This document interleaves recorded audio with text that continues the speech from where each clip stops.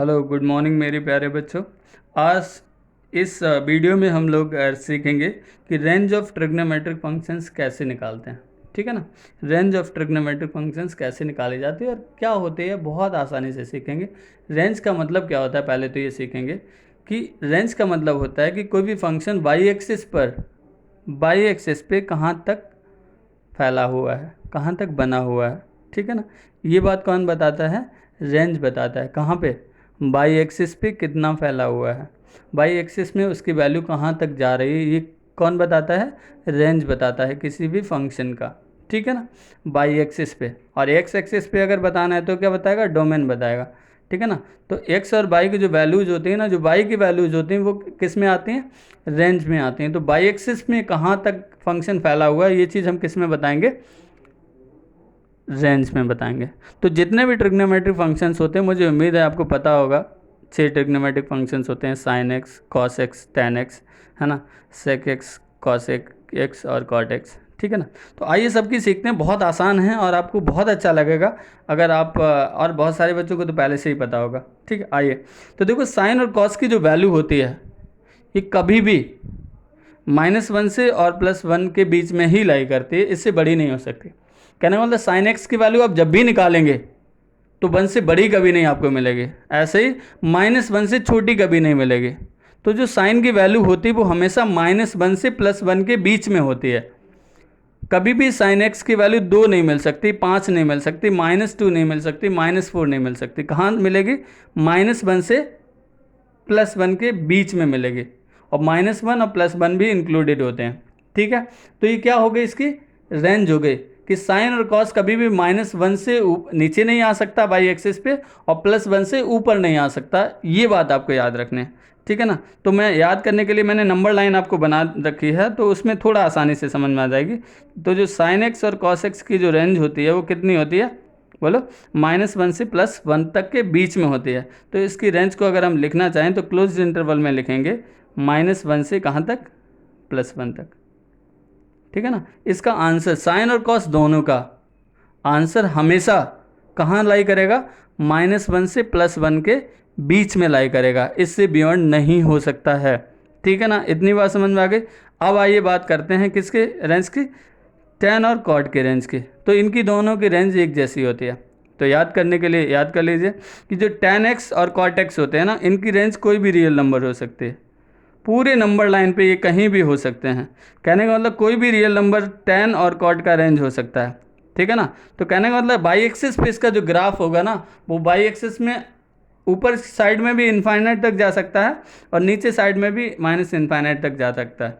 समझ में आ गई बात? तो टेन एक्स और कॉट एक्स की रेंज क्या हो सकती है? कोई भी रियल नंबर हो सकती है। क्या हो सकती है? कोई भी रियल नंबर हो सकती है। मुझे उम्मीद है आपको बात याद हो गई होगी कि the value of tan X and cot X can be any real number. याद हो गए ना?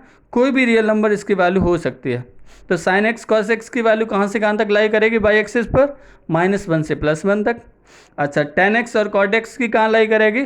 कहीं भी, कोई भी रियल नंबर इसका रेंज हो सकता है। तो एनी रियल नंबर, कोई भी रियल नंबर।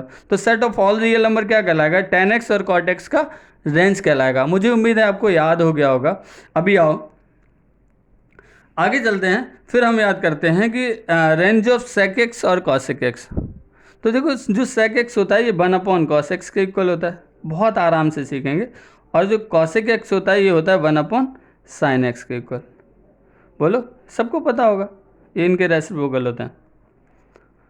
ठीक है ना। अभी आपको याद ये रखना है कि जो जहाँ पर सेक एक्स लाई करेगा ना, वहाँ पे कॉस एक्स लाई नहीं करेगा। जहाँ पे कॉसेक एक्स लाई करेगा वहाँ पर साइन एक्स लाई नहीं करेगा। ये उसका रेसिप्रोकल है। ठीक है ना। तो आपको ये ध्यान रखना है कि सेक एक्स और कॉसेक एक्स की वैल्यू कभी भी -1 से +1 के बीच में लाई नहीं करेगी। 1 से बड़ी कुछ भी हो सकती है और -1 से छोटी कुछ भी हो सकती है। तो इनका जो रेंज होगा वो -इन्फाइनाइट से चल के आएगा, और कहाँ तक? -1 तक। और -1 पे जैसे ही आएगा वैसे ही रुक जाएगा। फिर कहाँ जाएगा? फिर कहेगा इतना गैप छोड़ेगा, और इस गैप को छोड़ने के बाद फिर 1 से शुरू होगा और कहाँ तक जाएगा? प्लस इन्फाइनाइट तक जाएगा। तो सेक एक्स और कॉसेक एक्स का जो रेंज होता है वो माइनस इन्फाइनाइट से कहाँ तक होता है, -1 तक, और फिर एक गैप लगता है कहाँ तक, -1 से +1 तक, और फिर क्या होता है कि 1 से लेकर इन्फाइनाइट तक जाता है। समझ में आ गई बात आपको? तो जहाँ पे साइन और कॉस की वैल्यू लाई करती है वहाँ पर सेक और कॉसेक की वैल्यू लाई नहीं करती है। तो आप नंबर लाइन को ऑब्जर्व करिए ज़रा, बहुत आसानी से आपको याद हो जाएगा। अभी आपके दिमाग में ये तस्वीर छप जानी चाहिए कि साइन एक्स और कॉस एक्स -1 से 1 के बीच में होते हैं, सेक एक्स और कॉसिक एक्स -1 से +1 के बीच को छोड़ के पूरी नंबर लाइन पे कहीं भी हो सकते हैं। तो कहने का मतलब सारे रियल नंबर्स इसमें इंक्लूडेड होते हैं। किन को छोड़ के? -1 से लेकर +1 तक के बीच के नंबर छोड़ के सारे नंबर्स, सारे रियल नंबर्स किसकी रेंज में होते हैं? सेक और कॉसेक के रेंज में। तो जहाँ साइन कॉस लाई करता है वहाँ सेक और कॉसेक लाई नहीं करते हैं। ये बात याद हो गई आपको? बहुत अच्छे से याद हो गई, पक्का? अब अगली बात को याद कर लीजिए, tan x और cot x। तो tan x और cot x की रेंज में क्या आएगा कि tan x और cot x बाई एक्सिस पे कहीं भी हो सकते हैं, कहीं भी हो सकते हैं। कौन? tan x और cot x। तो इनका कोई भी रियल नंबर इनका आंसर हो सकता है। तो देखो जरा ग्राफ, अगर आपने ट्रिग्नोमेट्रिक फंक्शंस के ग्राफ अगर पढ़े हैं, अगर नहीं पढ़े हैं तो हम एक वीडियो बनाएंगे, उसमें आपको सारे ट्रिग्नोमेट्रिक फंक्शंस के ग्राफ सिखाएंगे। और अभी आप ऑब्जर्व करिए उनमें कि जो साइन और कॉस का ग्राफ होगा वो -1 और +1 के बीच में ही फ्लक्चुएट करेगा। -1 से कभी भी ऊपर नहीं बनेगा और +1 से कभी भी, -1 से कभी भी नीचे नहीं बनेगा और +1 के कभी भी ऊपर नहीं बनेगा। ऐसे ही आप देखेंगे tan और cot का ग्राफ ऊपर भी इनफाइनाइट तक बन सकता है और नीचे भी इनफाइनाइट तक बन सकता है। ऐसे ही आप देखेंगे कि सेक और कॉसेक के जो ग्राफ बने हैं वो कभी भी -1 से +1 के बीच में नहीं बने होंगे, +1 से ऊपर बने होंगे और -1 से नीचे बने होंगे बाई एक्सिस पर।